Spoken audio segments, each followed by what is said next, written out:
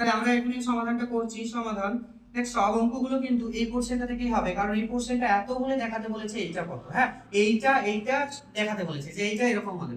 তাহলে x + y আমরা জানি কি ভেরিসিয়াস x - y, x + y সমান কি হয়, একটা k যোগ করতে হয় এখানে। তাহলে x - y, তাহলে পাশে লিখে দিবি যে k হলো অশূন্য ভেদ ধ্রুবক। আচ্ছা, k আমি নট ইকুয়ালস টু 0 লিখছি, মানে কি বলতো, k 0 ব্যতীত অন্য কোনো সংখ্যা, মানে অশূন্য ভেদ ধ্রুবক। হ্যাঁ, অশূন্য ভেদ ধ্রুবক। তারপর কি করবি বলতো, এরপরে এই পোরশনটা থেকে এই যে এখানে x + y আছে না, এইটাকে তোরা নিচে নামিয়ে দে, এটাকে নিচে নামিয়ে দে।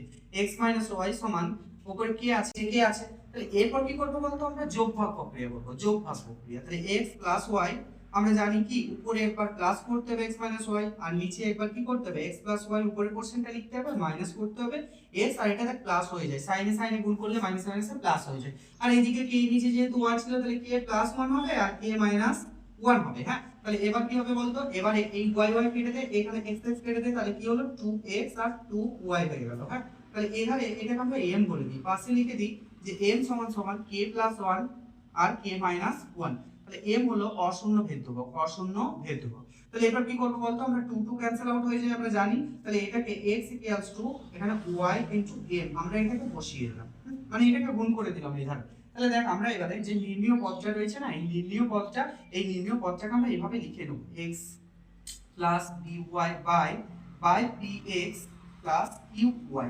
তাহলে বলতো এখানে আমরা x এর জায়গাতে ym লিখে নিই। হ্যাঁ, এটা ym + by এটা রইলো।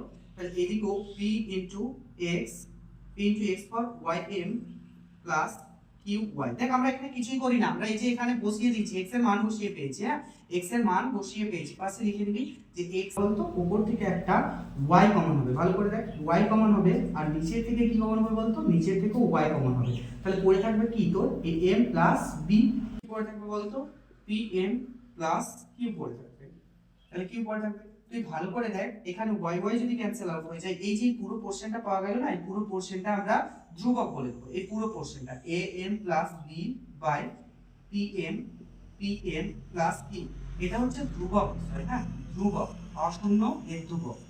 আমরা এই সাইডটা তোকে ভাবতে হবে আলাদা, আর এটা রাইট সাইড। তাহলে এটার সাথে কি গুণ হবে, এটার মানে এইটা গুণ হয়ে যাবে ax + by সমান এই যে এই পোরশনটা px + qy।